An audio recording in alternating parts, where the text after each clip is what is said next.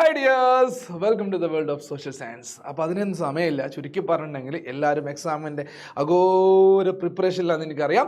അപ്പോൾ അതിലേക്ക് ഒരു ഹെൽപ്പ് ചെയ്യാൻ വേണ്ടിയിട്ടാണ് ഞാൻ വന്നത്. പുതിയ മോഡൽ ക്വസ്റ്റ്യൻ പേപ്പർ പല ആൾക്കാരും കണ്ടിട്ടുണ്ടാവും. അതിലെ രണ്ട് വെറൈറ്റി ചോദ്യങ്ങൾ, വെറൈറ്റി എന്ന് വെച്ചാൽ അത്രയും വെറൈറ്റിയുള്ള രണ്ട് ചോദ്യങ്ങൾ ഞാൻ നിങ്ങൾക്ക് കാണിച്ചു തരാം. അതിൻ്റെ ആൻസേഴ്സ് എങ്ങനെയാണ് എഴുതേണ്ടതെന്ന് ഞാൻ പറഞ്ഞുതരാം. അതിൻ്റെ ആൻസേഴ്സൊക്കെ കൂടുതൽ കാര്യങ്ങളും അതിൻ്റെ ഡീറ്റെയിൽസൊക്കെ നമ്മൾ എന്ത് ചെയ്യും, നൈറ്റ് ഡിസ്കസ് ചെയ്യുന്നതാണ്. അപ്പോൾ എനിവേ ആ ചോദ്യങ്ങൾ ഏതൊക്കെയാണ്, അതിൻ്റെ പ്രത്യേകത എന്തൊക്കെയാണ് എന്നതാണ് ഇതിലെ കാര്യം. ഓക്കെ, അപ്പോൾ വീഡിയോയിലേക്ക് കടക്കുന്നതിന് മുമ്പ് ആദ്യമായിട്ട് വരുന്നവരാണെങ്കിൽ സബ്സ്ക്രൈബ് ചെയ്യാനും ലൈക്ക് ചെയ്യാനും ഇത് ഷെയർ ചെയ്ത് കൊടുക്കാനും നിങ്ങളുടെ കൂട്ടുകാരിലേക്ക് എത്തിക്കാനും ഒരു മടി ഉണ്ടാവരുത്. So supporters. ഓക്കെ, അപ്പോൾ എനിവേ നമ്മുടെ ആദ്യത്തെ ചോദ്യത്തിലേക്ക് പോവാണ്. ഗ്രാഫൊക്കെയാണ്. ഇതെന്താ സംഭവം? വളരെ സിമ്പിൾ ചോദ്യമാണ്. കാണുമ്പോൾ നമ്മൾ വിചാരിക്കും ടഫാണെന്നൊക്കെ വിചാരിക്കും. പക്ഷെ ഒന്ന് വായിച്ചു നോക്കുക. ചോദ്യം ചടക്കരുത്, മടുക്കരുത്. ചോദ്യം കാണുമ്പോൾ വായിക്കണം. ഓക്കെ, അപ്പോൾ ഞാനും നിങ്ങളെപ്പോലെ ഒന്ന് വായിച്ചേക്കാം. ഗ്രാഫ് അവിടെ കിടക്കട്ടെ. എന്താണ് ഇവിടെ എഴുതിയത് നോക്കാം. Observe the graph given below. നൽകിയിരിക്കുന്ന ഗ്രാഫ് നിരീക്ഷിക്കാൻ. ഓക്കെ, നിരീക്ഷിക്കാലോ, പ്രശ്നമൊന്നുമില്ല. ഓക്കെ, ഇനി ചോദിക്കുന്നതാണ്, അല്ലെങ്കിൽ പറയുന്ന കാര്യങ്ങളാണ്. This graph represents the allocation of fund for the health sector 2020, 21, 24, 25 October in Kerala's annual expenditure plan. അതായത് 2020, 21 മുതൽ 24, 25 വരെയുള്ള 5 വർഷക്കാലം നമ്മുടെ കേരള ഗവൺമെൻറ് ഹെൽത്ത് സെക്ടറിലേക്ക്, ആരോഗ്യരംഗത്തേക്ക് വകയിരുത്തിയ ഫണ്ടിൻ്റെ കണക്കാണ് പറയുന്നത്. Explain the importance given to health sector on the background of human resource development. മാനവ വിഭവ വികസനത്തിൻ്റെ ആ ഒരു ബാക്ക്ഗ്രൗണ്ടിൽ നിന്നുകൊണ്ട് എത്രത്തോളം ഫണ്ട് നമ്മൾ ഇതിന് വേണ്ടിയിട്ട് ചിലവാക്കിയിട്ടുണ്ട് എന്ന് നമ്മളൊന്ന് അനലൈസ് ചെയ്യുക. By analysing the graph. ഈ ഗ്രാഫ് നിരീക്ഷിച്ചൊന്ന് അനലൈസ് ചെയ്യുക, കാര്യങ്ങളൊക്കെ ഒന്ന് എക്സ്പ്ലെയിൻ ചെയ്ത് കൊടുക്കുക. അതാണ് ഇവിടെ ഉദ്ദേശിച്ചത്. സംഭവമാണ് ഇത്രേ ഉള്ളൂ. ഈ ഒരു തന്നിരിക്കുന്ന ഗ്രാഫ് വിശകലനം ചെയ്ത് ആരോഗ്യ പരിപാലനത്തിന് ഗവൺമെൻറ് നൽകുന്ന പ്രാധാന്യം മാനവ വിഭവശേഷിയുടെ പശ്ചാത്തലത്തിൽ വിവരിക്കാനാണ് പറയുന്നത്. ഇത് കേൾക്കുമ്പോൾ തന്നെ വായിക്കുമ്പോൾ തന്നെ നമ്മുടെ തലക്കിളിയാവുന്നുള്ള കാര്യത്തിൽ സംശയമില്ല. ഓക്കെ, അപ്പോൾ ഇതെങ്ങനെയാണ് ചെയ്യാം? സംഭവം വളരെ സിമ്പിളാണ്. നിങ്ങൾ ഇങ്ങോട്ട് എടുക്കുക. അതായത് നമ്മൾ നോക്കേണ്ട കാര്യം, ഇതിലുള്ള കാര്യങ്ങൾ ആദ്യം ഒന്ന് എഴുതി വെക്കുക എന്നുള്ളതാണ് ഏറ്റവും ആദ്യത്തെ പരിപാടി. നോക്കുക, ലിസൺ. ആദ്യത്തെ സ്റ്റെപ്പ് 2020, 21 വർഷത്തിൽ 991.4 കോടി അഥവാ ക്രോറിലാണ് പൈസ. ഓക്കെ, യെസ്, ക്രോർ രൂപയാണ് ആരോഗ്യരംഗത്ത് കൊടുക്കുന്നത്, അതായത് ഗവൺമെൻറ് വകയിരുത്തുന്നത്. അപ്പോൾ ഗവൺമെൻറ് എന്തിനാണ് ഈ പൈസ കൊടുക്കുന്നത് എന്നുള്ള ബോധം നിങ്ങൾക്ക് വേണം. അതാണ് പറയുന്നത്, അനാലിസിസ് വേണം. നമുക്ക് മെഡിക്കൽ കോളേജിൽ പുതിയ ബിൽഡിംഗ് ഉണ്ടാക്കാൻ വേണ്ടി, പുതിയ ചികിത്സാ സമ്പ്രദായങ്ങൾ എടുക്കാൻ വേണ്ടി, അല്ലെങ്കിൽ വാക്സിനേഷന് വേണ്ടിയിട്ട്, അമ്മമാരെ സപ്പോർട്ട് ചെയ്യാൻ വേണ്ടി, ചെറിയ കുഞ്ഞുങ്ങളെ സപ്പോർട്ട് ചെയ്യാൻ, ഇങ്ങനെ പല സ്കീമുകൾക്കും പ്രാധാന്യം നൽകിക്കൊണ്ട് വാർദ്ധക്യ രോഗികൾക്കുള്ള പെൻഷൻ, അങ്ങനത്തെ കാര്യങ്ങളൊക്കെ. അപ്പോൾ എനിവേ ലിസൺ, ആരോഗ്യരംഗത്തെ ഹെൽത്ത് സെക്ടറിനെ മെച്ചപ്പെടുത്താൻ വേണ്ടി ഗവൺമെൻറ് ചെലവാക്കിയ കോടിയുടെ കണക്കാണ് ആദ്യത്തേത് 991, വീണ്ടും 991, മാറ്റമില്ല. 2020, 21, 22 ഒരു മാറ്റമില്ലാതെ അതേ പൈസ. പക്ഷെ അതിനുശേഷം 22, 23, 24, 25 ഒരു ചെറിയൊരു ഇൻക്രീസ് നിങ്ങൾക്ക് കാണാൻ പറ്റും. ഒരു കൂടുതൽ ചെറിയൊരു വളർച്ച അല്ലെങ്കിൽ ഒരു ഗ്രോത്ത് കാണാൻ പറ്റും, കൂടുതലാണ്. അപ്പം നമുക്ക് പറയാൻ പറ്റും, യെസ്, ഗവൺമെൻറ് ചെലവാക്കുന്ന പൈസ കൂടി വരികയാണ്. ഓക്കെ, ഓരോ വർഷത്തെ കണക്ക് പ്രകാരം നമുക്ക് പറയാൻ പറ്റും. ഇനി നമ്മൾ ചിന്തിക്കേണ്ട കാര്യം, ഇനിയാണ് നമ്മുടെ കയ്യിൽ നിന്ന് ആൻസർ വരേണ്ടത്. കയ്യിൽ നിന്ന് വരേണ്ട ആൻസർ എന്താണെന്നറിയോ? എന്തിനു വേണ്ടിയിട്ടാണ് ഗവൺമെൻറ് ഈ പൈസ ചെലവാക്കുന്നത് എന്നുള്ളതാണ്. ഓക്കെ, അതായത് ഇവിടെ നമുക്ക് എന്തിനു വേണ്ടിയിട്ടാണ് ചിലവാക്കുന്നത്? നമുക്ക് നല്ല ചികിത്സ കിട്ടണം, ആരോഗ്യരംഗം ഹെൽത്ത് സെക്ടർ എന്ത് ചെയ്യണം, ഇമ്പ്രൂവ് ആവണം. അതിന് വേണ്ടിയിട്ടല്ലേ ഗവൺമെൻറ് പൈസ ചിലവാക്കുന്നത്. അപ്പോൾ അത് എന്തിനു വേണ്ടിയിട്ടാണെന്ന് ചോദിച്ചാൽ, ഒന്നാമത്തെ കാര്യം, നമ്മുടെ നാട്ടിലെ ആൾക്കാരുടെ പ്രതിരോധ സംവിധാനം, അതായത് ഇമ്മ്യൂൺ സിസ്റ്റം എന്ത് ചെയ്യണം, നന്നാക്കണം. ഇമ്മ്യൂൺ സിസ്റ്റം എന്ന് വെച്ചിട്ടുണ്ടെങ്കിൽ രോഗപ്രതിരോധം എന്ത് ചെയ്യണം, വർദ്ധിപ്പിക്കണം. അതെന്താ സംഭവം? ഈ രോഗപ്രതിരോധം വർദ്ധിപ്പിക്കുക എന്ന് പറഞ്ഞാൽ, എല്ലാവർക്കും കൊറോണയുടെ വാക്സിൻ കിട്ടിയില്ലേ? അത് ഫ്രീ അല്ലായിരുന്നു. അപ്പോൾ നമുക്ക് ഇങ്ങനെ പറയാൻ പറ്റും, വാക്സിനേഷൻ കൂട്ടാം, അതിനനുസരിച്ചുള്ള കാര്യങ്ങളൊക്കെ ചെയ്യാം. നമ്മൾ ഈ പത്രത്തിലേക്കും അതുപോലെ ഈ മീഡിയയിലൊക്കെ പരസ്യം കാണാറില്ലേ? വാക്സിൻ കൊടുക്കുക എന്നുള്ളത്. അത് വെറുതെ ആരെങ്കിലും പരസ്യം കൊടുക്കുമോ? ഇല്ല, അതിന് പൈസ വേണം. അപ്പോൾ അങ്ങനെയുള്ള പരസ്യം കൊടുത്തിട്ടും അതുപോലെ ആളുകളിലേക്ക് ഇറങ്ങിച്ചെന്ന് പ്രവർത്തിച്ചിട്ടും അതിനുവേണ്ട ഒഫീഷ്യൽസിനൊക്കെ നിയമിച്ചിട്ട് പ്രതിരോധ സംവിധാനം അത് വളർത്താം. ഓക്കെ, അടുത്തതെന്ന് വെച്ചിട്ടുണ്ടെങ്കിൽ യെസ്, നമ്മുടെ പരിസരം കാര്യങ്ങളൊക്കെ ശുചിയായിട്ട് സംരക്ഷിക്കുക. അതായത് ഒന്ന് ഹൈജീനിക് ആവാന്നർത്ഥം, ഹൈജീൻ ആവുക അഥവാ ശുചിത്വം. ഈ ശുചിത്വത്തിന് വേണ്ടിയിട്ട് ഗവൺമെൻറ് ഒരുപാട് സ്കീമുകളും പ്രോഗ്രാംസ് ഒക്കെ കണ്ടക്ട് ചെയ്യുന്നുണ്ട്. അപ്പോൾ അതും പ്രാധാന്യം കൊടുക്കേണ്ട കാര്യമാണ്. ഓക്കെ, ഇനി അടുത്തത് വളരെ ഇമ്പോർട്ടൻ്റ് ആണ്, എല്ലാ ഗവൺമെൻറ്റുകളും ചെയ്യുന്ന പരിപാടിയാണ് മെഡിക്കൽ ഫെസിലിറ്റീസ് കൂട്ടുക. മെഡിക്കൽ ഫെസിലിറ്റീസ് എന്താണ് മെഡിക്കൽ ഫെസിലിറ്റി എന്ന് പറഞ്ഞിട്ടുണ്ടെങ്കിൽ, അതായത് നമ്മുടെ ആരോഗ്യ രംഗത്തുള്ള നമ്മൾ പറയില്ലേ സംവിധാനങ്ങളൊക്കെ ഒന്ന് നന്നാക്കുക എന്നർത്ഥം. ആരോഗ്യ സംവിധാനങ്ങൾ വർദ്ധിപ്പിക്കുക. ഇതെന്താ സംഭവം എന്ന് വെച്ചിട്ടുണ്ടെങ്കിൽ, ബിൽഡിങ്ങുകൾ അത്യാവശ്യത്തിന് ICU, ഫോർ എക്സാമ്പിൾ ഞാൻ എക്സാമ്പിൾ പറയണം, ICU, അതുപോലെ ബിൽഡിങ്ങുകൾ, അതുപോലെ ഡോക്ടർമാരുടെ എണ്ണം, ഡോക്ടേഴ്സിൻ്റെ എണ്ണം, ഹോസ്പിറ്റൽസ്, അതുപോലെ നമ്മുടെ ഏറ്റവും താഴെക്കിടയുള്ള ഹോസ്പിറ്റലിൽ നമ്മുടെ ഹെൽത്ത് സെൻറ്റർ, ഈ ഹെൽത്ത് സെൻറ്റർ ഇതിൻ്റെയൊക്കെ എണ്ണം വർദ്ധിപ്പിക്കാം. ലിസൺ, ഇതൊക്കെ ചെയ്യാൻ വേണ്ടിയിട്ടാണ് ഗവൺമെൻറ് എന്ത് ചെയ്യുന്നത്, ഇത്രയും പൈസ ഇവിടെ ചെലവാക്കിയത്. ഓക്കെ, ഇങ്ങനെയുള്ള കാര്യങ്ങൾ ചെയ്യാൻ വേണ്ടിയിട്ട് മാത്രമല്ല, നമുക്ക് പറഞ്ഞിട്ട് റിക്രിയേഷനും റിലാക്സേഷനും വേണ്ടിയിട്ട് ഫോർ എക്സാമ്പിൾ ഈ ആരോഗ്യ രംഗത്തുള്ള ആൾക്കാരാണ് ജിമ്മൊക്കെ, ഈ പബ്ലിക് ജിമ്മുകളൊക്കെ എന്ത് ഓപ്പൺ ചെയ്ത് കൊടുക്കാം. ഇത് എന്തിനു വേണ്ടിയിട്ടാണ്? ആളുകൾക്ക് ഫ്രീ ആയിട്ട് രാവിലെ ഒന്ന് ജോഗിങ്ങിനൊക്കെ പോയിട്ട് ജിമ്മൊക്കെ ചെയ്തിട്ട് ആരോഗ്യം പുഷ്ടിപ്പെടുത്താൻ വേണ്ടിയിട്ട്. ഇങ്ങനെയുള്ള കാര്യങ്ങളൊക്കെ ചെയ്യുന്നതിലൂടെ യെസ് നമുക്ക് എന്ത് പോസിബിൾ ആണ്? Human capital formation, human capital formation, അതായത് മാനവ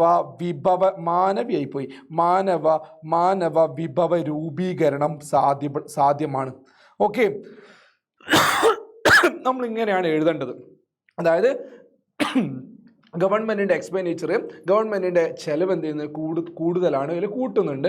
ഗവൺമെൻറ് ഒരുപാട് രൂപ ഇതിനു വേണ്ടി ചിലവഴിക്കുന്നുണ്ട്. എക്സാമ്പിൾ 2024-25 വർഷത്തിൽ 1463.5 കോടി രൂപ ഇതിനു വേണ്ടി ചിലവാക്കിയിട്ടുണ്ട്. അത് 2020-21 അപേക്ഷിച്ച് നോക്കുന്ന സമയത്ത് അനാലിസിസ് നമ്മളങ്ങ് പറയുക, ഇത് നോക്കിയിട്ട് അതെന്താണ് കൂടുതലാണ്. ഏകദേശം 400-450 കോടിയോളം കൂടിയിട്ടുണ്ട്, 500ഓളം കൂടിയിട്ടുണ്ട്. ശരിയാണ്. ഓക്കെ, ഇതെന്തിനു വേണ്ടിയിട്ടാണ് ഗവൺമെൻറ് ചിലവാക്കുന്നത്? വാക്സിനേഷൻ കൂട്ടാൻ വേണ്ടിയിട്ടാണ് ചിലവാക്കുന്നത്. അതുപോലെ ഹൈജീൻ, നമ്മുടെ നാട്ടിൽ ഹൈജീൻ ശുചിത്വം വളർത്താൻ വേണ്ടിയിട്ടാണ്, ഫെസിലിറ്റീസ് ഉണ്ടാക്കാൻ വേണ്ടിയിട്ടാണ്, ആശുപത്രികളും പുതിയതൊക്കെ ഉണ്ടാക്കാൻ വേണ്ടിയിട്ടാണ്. ഇങ്ങനെയുള്ള ആ ഒരു തള്ളാണ് ഇവിടെ വേണ്ടത്. ചുരുക്കി പറഞ്ഞ ഒരു തള്ളി വിടുക ഐലസ. അപ്പോൾ അത് നമുക്ക് എഴുതണം, എഴുതി പഠിക്കണം. ഓക്കെ, സിമ്പിൾ പരിപാടിയാണ്. നമുക്ക് എന്തിനു വേണ്ടിയാണ് ഗവൺമെൻറ് ചിലവാക്കുന്നത്? ഈ ആരോഗ്യ രംഗത്ത് 1463 കോടി രൂപ ചിലവാക്കി. എന്തിനു വേണ്ടിയിട്ടാണ്? വെറുതെ എങ്ങനെ കപ്പലണ്ടി മേടിച്ച് കഴിക്കാനാണോ? അല്ല. അപ്പോൾ അത് എന്തിനാണെന്നാണ് ഇവിടെ ചോദിക്കുന്നത്. ചോദ്യം അത് തന്നെയാണ്. യെസ്, മാനവ വിഭവശേഷിയുടെ പശ്ചാത്തലത്തിൽ വിവരിക്കുക. ആ പശ്ചാത്തലത്തിൽ വിവരിച്ചതാണ് ഈ കണ്ടത്. ഇതാണ് ആ ചോദ്യം എന്ന് പറയുന്നത്. ഓക്കെ, അപ്പോൾ നമ്മൾ എഴുതേണ്ട രീതി ഞാൻ പറഞ്ഞല്ലോ. ആദ്യം നമ്മുടെ സ്റ്റെപ്പ് എന്ന് പറയുന്നത്, ഫസ്റ്റ് സ്റ്റെപ്പ് എന്ന് പറയുന്നത് analysis of the graph. Analysis of the graph. തന്നിരിക്കുന്ന ആ ഒരു ഗ്രാഫിലെ ആ ഗ്രാഫ് ഒന്ന് പഠിക്കുക, അത് വിവരിക്കുക, എക്സ്പ്ലെയിൻ ചെയ്യുക. അതാണ് ആദ്യത്തെ സ്റ്റെപ്പ്. കൂടുന്നോ കുറയുന്നോ, എത്ര പൈസ എന്നുള്ളത്. അടുത്തത് എന്താണെന്ന് ചോദിച്ചാൽ, നമ്മളോട് ചോദിച്ചൊരു ചോദ്യം ഉണ്ടാവും, അത് ഹ്യൂമൻ റിസോഴ്സുമായി ബന്ധപ്പെട്ടതാണ്. അപ്പോൾ അതിനെങ്ങനെ ഡെവലപ്പ് ചെയ്യാനാണ് ചോദിച്ചത്. അപ്പോൾ നമ്മൾ ഇവിടുത്തെ കേസിൽ പറഞ്ഞാൽ ഹ്യൂമൻ റിസോഴ്സ് ഡെവലപ്മെൻറ്റ് ഹെൽത്തും, human resource development and health, ഇതൊന്ന് ചെയ്യാം. അതായത് ലിസൺ, നമ്മുടെ മാനവ വിഭവ വികസനം ഉണ്ടല്ല, ശേഷി വികസനം ഉണ്ട് കേട്ടോ, ശേഷിയം വിട്ടതാ. ഓക്കെ, പ്ലസ് ആരോഗ്യ പരിപാലനത്തിലൂടെ എങ്ങനെയാണ് സാധ്യമാക്കുക? ഗുഡ് ഹെൽത്ത് കെയർ, നല്ല ഹെൽത്ത് കെയർ, അതുപോലെ വാക്സിനേഷൻ, ഇമ്മ്യൂൺ ഫെസിലിറ്റീസ്, ഇമ്മ്യൂണൈസേഷൻ, പ്രതിരോധ ശേഷി വർദ്ധിപ്പിക്കുക. ഞാൻ ഈ നേരത്തെ പറഞ്ഞ കാര്യങ്ങൾ അതെല്ലാം എഴുതി വെക്കുക. അതാണ് ഇതെന്ന് പറയുന്നത്. അപ്പോൾ ഇതങ്ങ് എഴുതി വെച്ച് കഴിഞ്ഞാൽ ആ ചോദ്യത്തിന് ഉത്തരമായി 4 മാർക്കായിരിക്കും മിക്കവാറും ഉണ്ടാവുക. Simple question. ഓക്കെ, നല്ല ചോദ്യമല്ലേ? നല്ല ചോദ്യം, വളരെ നല്ല ചോദ്യമാണ്. എനിക്ക് ഭയങ്കരമായിട്ട് ഇഷ്ടപ്പെട്ടു. Okay, yes. അപ്പോൾ ഇങ്ങനെയുള്ള അനലിറ്റിക്കൽ രീതിയിലുള്ള ചോദ്യങ്ങൾക്ക് വളരെയധികം പ്രാധാന്യം നിങ്ങളുടെ ഇപ്പോഴത്തെ ക്വസ്റ്റ്യൻ പേപ്പർ കൊടുക്കുന്നുണ്ട്. ഇനി അടുത്തത് ഇതുപോലൊരു പാരഗ്രാഫാണ്. നിങ്ങളുടെ ആ ഒരു ക്വസ്റ്റ്യൻ പേപ്പറിൻ്റെ മാതൃകയിൽ നിന്ന് കിട്ടിയതാണ് കേട്ടോ. Okay, this is about poverty, ദാരിദ്ര്യം. Poverty is a worst form of violence. Mahatma Gandhi. Violence റോക്കി ബായ്ക്ക് എതിരാണ് മഹാത്മാഗാന്ധി. അതായത് തീരെ ഇഷ്ടപ്പെടാത്ത ആളാണ്, പക്ഷെ റോക്കി ബായ് വയലൻസ് ഇഷ്ടപ്പെടുന്ന ആളാണ്. അപ്പോട്ടെ, നമുക്ക് എന്തായാലും ഇവിടെ നോക്കാം. Okay, yes, poverty is indeed a threat to prosperity. എന്താ പ്രോസ്പെരിറ്റി എന്ന് വെച്ചിട്ടുണ്ടെങ്കിൽ, നമ്മുടെ ഈ എന്താ പറയുക, പ്രോസ്പെരിറ്റി മലയാളം എന്തായിരുന്നു? ഒരു വാക്കുണ്ടായിരുന്നു കറക്റ്റ് പറഞ്ഞാൽ, ഇപ്പുറത്ത് മലയാളം മീഡിയത്തിലുണ്ടാ. അതായത് സമൃദ്ധി. അതായത് അത്രയും വലിയ ഡെവലപ്മെന്റിനൊക്കെ ഒരു എതിരാണ് പോവർട്ടി എന്ന് പറയുന്നത്. Yes listen, poverty weakens dignity, prosperity and social unity എല്ലാം നശിപ്പിക്കും പോവർട്ടി. അതാണ് ഉദ്ദേശിച്ചത്, മൊത്തം നാശത്തിലേക്ക് പോകും. Integral measures and interventions are necessary to fight against poverty. അതായത് കൂട്ടായ്മയുള്ള പ്രയത്നങ്ങളും അതുപോലെ ഒരുപാട് വർക്കുകളും കാര്യങ്ങളൊക്കെ ചെയ്ത് ഡെവലപ്മെന്റ് ആക്ടിവിറ്റീസ് ഒക്കെ വേണം. എന്തിനു വേണ്ടിയിട്ട്? പോവർട്ടിക്കെതിരെ പോരാടാൻ വേണ്ടിയിട്ട്. Okay, yes, poverty is adversely effect both the people and the national progress. നമ്മളുടെ പ്രോഗ്രസ്, ഇപ്പം നമ്മൾ പട്ടിണിയിലാണെങ്കിൽ ദാരിദ്ര്യത്തിലാണെങ്കിൽ നമുക്ക് മുന്നോട്ട് പോകാൻ പറ്റില്ല, നമുക്കൊരു പ്രോഗ്രസ് ഉണ്ടാവില്ല. അതുപോലെ രാജ്യം മൊത്തം പട്ടിണിയിലാണെങ്കിലോ രാജ്യത്തിനും മുന്നോട്ട് പോകാൻ പറ്റില്ല. അതാണ് ഇവിടെ ഉദ്ദേശിച്ചത്. Okay, by giving priority to eradicating poverty and developing international innovations we can build a world where equal opportunities and progress are assured for everyone. ചുരുക്കി പറഞ്ഞാൽ ലോകം മൊത്തം, നമ്മൾ പറയില്ലേ ലോക സമസ്ത സുഖിനോ ഭവന്തു, നമ്മൾ പണ്ടല്ലേ ഇപ്പോഴും പറയാറുണ്ട്. അതായത് എല്ലാവരും കൂടെ ഒരുമിച്ച് ചേർന്ന് നിന്ന് കഴിഞ്ഞാൽ പോവർട്ടി നമുക്ക് ഇറാഡിക്കേറ്റ് ചെയ്യാൻ പറ്റും. അതാണ് ഇവിടെ ഉദ്ദേശിച്ചത്. Okay, we have to recognise our role and responsibility as an international citizen. നമ്മുടെ ഇന്ത്യൻ സിറ്റിസൺ എന്നല്ല പറയുന്നത്, ഇന്റർനാഷണൽ സിറ്റിസൺ. നമുക്ക് പോവർട്ടി ഉണ്ടാവില്ല, പക്ഷേ ലോകത്തിന്റെ പല ഭാഗങ്ങളിലും പോവർട്ടി എന്ന് പറയുന്ന ആ ഒരു കാങ്കർ അല്ലെങ്കിൽ ആ ഒരു പ്രോബ്ലം സ്റ്റിൽ എക്സിസ്റ്റ് ചെയ്യുന്നുണ്ട്. അപ്പോൾ അതിനെതിരെ നമ്മൾ ഇന്റർനാഷണൽ സിറ്റിസൺ എന്ന നിലയ്ക്ക് എന്ത് ചെയ്യണം? പോരാടണം എന്നാണ് ഇവിടെ പറയുന്നത്. In fighting against poverty and encouraging sustainable development. What is sustainable development? I will explain, പറയാം. ഫോർ ദ കമ്മിങ് ജനറേഷൻ, അടുത്ത ജനറേഷൻ, വരുന്നൊരു തലമുറയ്ക്ക് വേണ്ടിയിട്ടുള്ള ഒരു എടുത്തുവെക്കൽ, എല്ലാം റിസോഴ്സസ് ഒക്കെ എടുത്തു വെച്ച് ഡെവലപ്മെന്റ് ചെയ്യുന്നതിനാണ് സസ്റ്റൈനബിൾ ഡെവലപ്മെന്റ് എന്ന് പറയുന്നത്. അതേപോലെ പോവർട്ടി അടുത്ത ജനറേഷൻ ഉണ്ടാവാൻ പാടില്ല, ഈ ജനറേഷൻ ഉണ്ടാവാൻ പാടില്ല, എല്ലാവരെയും കൺസിഡർ ചെയ്യണം. അതാണ് ഇവിടെ പറയുന്നത്. അപ്പോൾ അതിനുവേണ്ടി നമ്മൾ എന്ത് ചെയ്യണം? പ്രയത്നിക്കണം എന്നാണ് പറയുന്നത്. ഓക്കെ, ഇതൊരു പാരഗ്രാഫാണ്. മഹാത്മാഗാന്ധിയുടെ സ്റ്റേറ്റ്മെന്റ് വെച്ചിട്ട് തുടങ്ങിയൊരു paragraph. This is all about poverty. ദാരിദ്ര്യവുമായി ബന്ധപ്പെട്ടതാണ്. ദാരിദ്ര്യം എവിടെയും സമൃദ്ധിക്ക് ഭീഷണിയാണ്. ദാരിദ്ര്യം മനുഷ്യൻ്റെ അന്തസ്സിനെയും സാമ്പത്തിക പുരോഗതിയെയും സാമൂഹിക ഐക്യത്തെയും ദുർബലപ്പെടുത്തുന്നു. ദാരിദ്ര്യം നേരിടുന്നതിന് സമഗ്രമായ ഇടപെടലുകളും നടപടികളും അനിവാര്യമാണ്. ദാരിദ്ര്യം വ്യക്തികളെ മാത്രമല്ല അതിലൂടെ രാജ്യപുരോഗതിയും ദോഷകരമായി ബാധിക്കുന്നു. ദാരിദ്ര്യ നിർമ്മാർജ്ജനത്തിന് മുൻഗണന നൽകുന്നതിലൂടെയും അന്താരാഷ്ട്ര നവീകരണം വളർത്തിയെടുക്കുന്നതിലൂടെയും, ചുരുക്കി പറഞ്ഞ കാര്യങ്ങളെല്ലാം. ഓക്കെ, ആഗോള പൗരൻ എന്നുള്ള ആ വാക്കൊക്കെ ഉപയോഗിച്ചിട്ടുണ്ട്. ദാരിദ്ര്യത്തിനെതിരെ പോരാടണം. തലമുറകൾക്കായി സുസ്ഥിര വികസനം പ്രോത്സാഹിപ്പിക്കുന്നതിന് നമ്മുടെ പങ്കും ഉത്തരവാദിത്വം നാം തിരിച്ചറിയണം. ഓക്കെ, ഇനി എന്താണ് ചോദ്യം? ദാരിദ്ര്യവുമായി ബന്ധപ്പെട്ട് ദാരിദ്ര്യം എങ്ങനെയാണ് മനുഷ്യനെയും രാജ്യത്തെയും ബാധിക്കുന്നു എന്നൊക്കെ പറഞ്ഞു മനസ്സിലായി. ഇനി എന്താ ചോദ്യം? Based on the above description of പോവർട്ടിയെ കുറിച്ചുള്ള ആ ഒരു വിവരണം വായിച്ചല്ലോ. How poverty challenges the development of a resource, development of a human resource. Okay, of human resource. Okay, എങ്ങനെയാണ് ദാരിദ്ര്യം മാനവ വിഭവശേഷി വികസനത്തിന് വെല്ലുവിളി ആകുന്നത്? അതാണ് ഇവിടെ ചോദിക്കുന്നത്. നിങ്ങളുടെ ബുക്കിൽ ഇങ്ങനെ ഒരു ചാർട്ട് ഉണ്ട്. ആ ചാർട്ട് അങ്ങ് എക്സ്പ്ലെയിൻ ചെയ്താൽ മതി.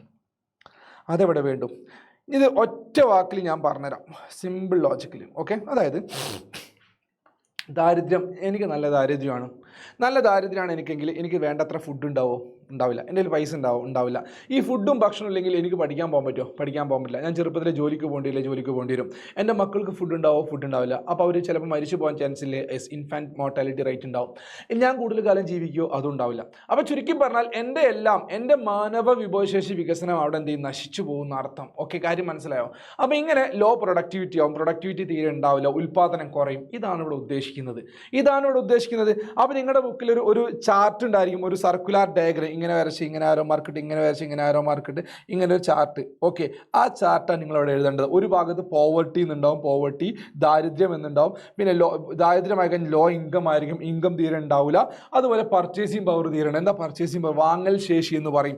വാങ്ങൽ ശേഷി തീരെ ഉണ്ടാവില്ല. ഓക്കെ, അതുപോലെ അത് കഴിഞ്ഞ് കഴിഞ്ഞാൽ സ്കേഴ്സിറ്റി ഓഫ് ഫുഡ്, അതായത് ഭക്ഷണക്ഷാമം ഉണ്ടാവും, ഭക്ഷ്യക്ഷാമം ഉണ്ടാവും, ഭക്ഷ്യക്ഷാമം അതുണ്ടാവും. അതുപോലെ നമുക്ക് പട്ടിണി, ദാരിദ്ര്യം, തൊഴിലില്ലായ്മ, അങ്ങനത്തെ കാര്യങ്ങൾ.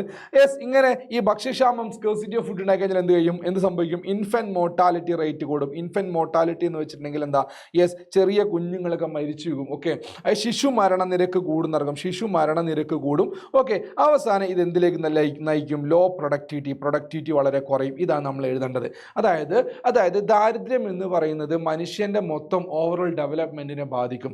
നമുക്ക് വേണ്ടത്ര റിസോഴ്സസ് ഇല്ലാത്ത അവസ്ഥ. ആ ചാർട്ടാണ് ഇവിടെ ചോദിക്കുന്നത്. ചോദിച്ചത്. അപ്പോൾ ഇത്രയും വലിയ ഗ്രാഫ് തന്നിട്ട് നിങ്ങളുടെ ബുക്കിലുള്ള ആ ഒരു പോവർട്ടിയും ഹ്യൂമൻ റിസോഴ്സ് ഡെവലപ്മെൻറ്റും തമ്മിലുള്ള റിലേഷൻഷിപ്പാണ് ഇവിടെ ചോദിച്ചത്. അപ്പോൾ ഇങ്ങനെയുള്ള ചോദ്യങ്ങളൊന്നും കാണുമ്പോൾ ബേജാറാവരുത്, പേടിക്കരുത്, ധീരമായിട്ട് പോരാടണം. പല രീതിയിലും നിങ്ങളെ പറ്റിക്കാൻ വേണ്ടി മാമൻ അവിടെ ക്വസ്റ്റ്യൻ പേപ്പർ തയ്യാറാക്കി വെച്ചിട്ടുണ്ട്, ശിവൻകുട്ടി മാമൻ. അതുകൊണ്ട് അപ്പോൾ എന്ത് ചെയ്യുക, ഞാൻ ഒരിക്കലും അതിനെ എതിര് പറയില്ല. നിങ്ങളുടെ ആ ഒരു ചിന്താശേഷി വളർത്താൻ വേണ്ടി മാത്രമാണ്. I support it, really support it. എനിക്ക് ഭയങ്കര ഇഷ്ടപ്പെട്ടു. ക്വസ്റ്റ്യൻ പേപ്പർ ടഫാകുന്നതിലില്ല, ഒരു അനലിറ്റിക്കൽ രീതിയിൽ കുറച്ചും കൂടെ എന്താ പറയുക, നമ്മുടെ ആ ഒരു മെൻ്റൽ എബിലിറ്റിയൊക്കെ കുറച്ചും കൂടെ കൂട്ടുന്ന രീതിയിലുള്ള ക്വസ്റ്റ്യൻ പേപ്പർ സെറ്റ് ചെയ്തതിൽ വളരെയധികം അഭിമാനം തോന്നുന്നു. ഓക്കെ, ഇപ്പോഴാണ് കുറച്ചും കൂടെ ചാലഞ്ചിങ് ആയത്.